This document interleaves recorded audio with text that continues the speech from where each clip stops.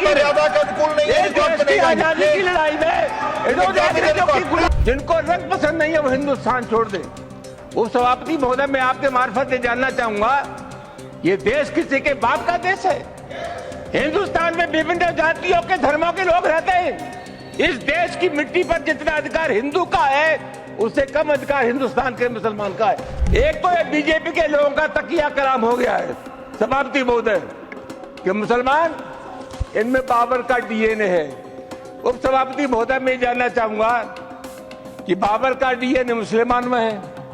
हिंदुस्तान का मुसलमान तो बाबर को अपना आदर्श मानता नहीं है, वो तो मोहम्मद साहब को अपना आदर्श मानता है। तो मुसलमान तो बाबर की औलाद है और तुम गद्दार राणा सांगा की औलाद हो। ये हिंदुस्तान में तय हो जाना चाहिए। माननीय श्री रामजी लाल सुमन, 5 मिनट प्लीज, 5 मिनट बोलो sir. 5 minute, nothing is going on record madam, nothing is going on record, please 5 minutes. उप सभापति जी, हम गृह मंत्रालय के कामकाज पर यहां चर्चा कर रहे हैं और मैं समझता हूं देश का जो गृह मंत्रालय है उसका प्रमुख काम है देश की एकता को बनाए रखना, सामाजिक सद्भाव को बनाए रखना। ये पूरा देश एक घर है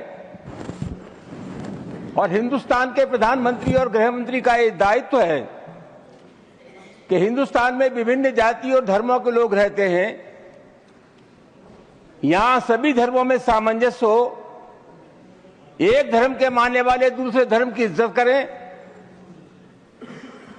लेकिन पिछली बार देखने में आया है कि जानबूझ करके हमारे देश में सामाजिक सद्भाव को बिगाड़ने की कोशिश की जा रही है।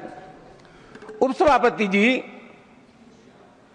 मैं नहीं जानता, अभी होली का त्योहार था और मैंने कहीं नहीं पढ़ा कि किसी मुसलमान ने यह कहा हो कि हम सद्भावना बिगाड़ना चाहते हैं या होली के त्योहार में व्यवधान पैदा करना चाहते हैं। लेकिन इसके बावजूद भी तमाम ऐसे बयान आए जिसके चलते समाज में दरार पैदा हुई, रिश्ते खराब हुए। सर, एक बिहार के विधायक हैं और एक उत्तर प्रदेश के विधायक हैं। इन दोनों लोगों ने यह कहा कि मुसलमान अपने घर में कैद हो जाए होली पर। उत्तर प्रदेश के एक मंत्री ने कहा कि जिनको रंगों से नफरत है वो हिंदुस्तान छोड़ रहे हैं। और सभापति महोदय, अलीगढ़ यूनिवर्सिटी में सभापति महोदय पहले होली का त्योहार नहीं होता था, परमिशन नहीं मिली। अब जब वहां अनुमति नहीं मिली, बाद में अनुमति मिल गई थी, तो वहां के एक जनप्रतिनिधि ने कहा कि जो इसका विरोध करेगा उसको मुंह पर पहुंचा देंगे। सभापति जी, कानून का राज है या जंगल का राज है? इस प्रकार की जो भाषा बोली जाती है वो किसी भी कीमत पर इस देश की सेहत के लिए ठीक नहीं है।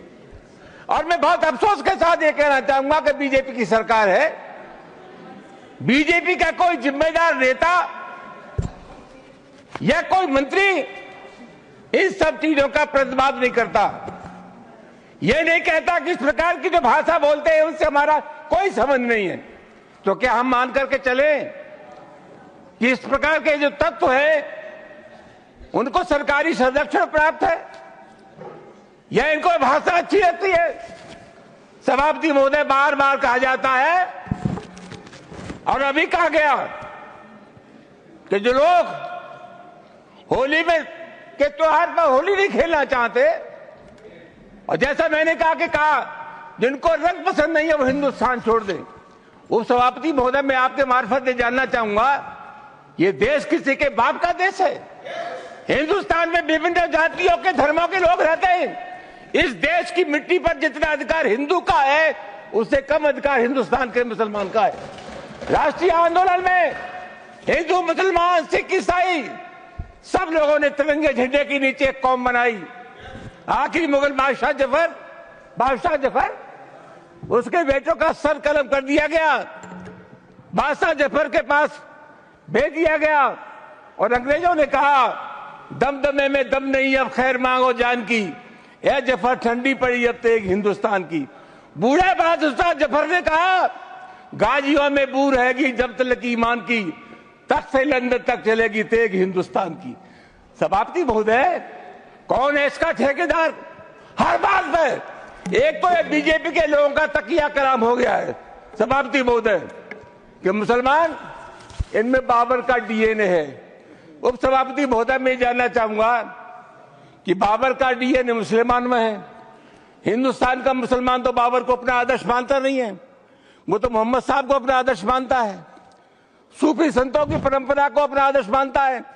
लेकिन सभापति महोदय, मैं जानना चाहूंगा कि बाबर को लाया कौन? बाबर को इब्राहिम लोदी को हराने के लिए राणा सांगा लाया था। तो मुसलमान तो बाबर की औलाद हैं और तुम गद्दार राणा सांगा की औलाद हो, ये हिंदुस्तान में तय हो जाना चाहिए। अगर बाबर की तो आलोचना करते हैं, राणा सांगा की आलोचना नहीं करते। सभापति महोदय, ये बहुत सभापति महोदय, ये देश की एकता आप अनुभवी आदमी है, बातचीत में संसदीय मर्यादाओं का ध्यान रखें, संसदीय मर्यादाओं का ध्यान रखें। वो टाइम इज ओवर। जो भी चीजें संसदीय मर्यादा के अनुकूल नहीं है, आजादी की लड़ाई में गुलामी की सभापति महोदय, please your time is over, you please sit. माननीय श्री वाई को, ऑनरेबल वाई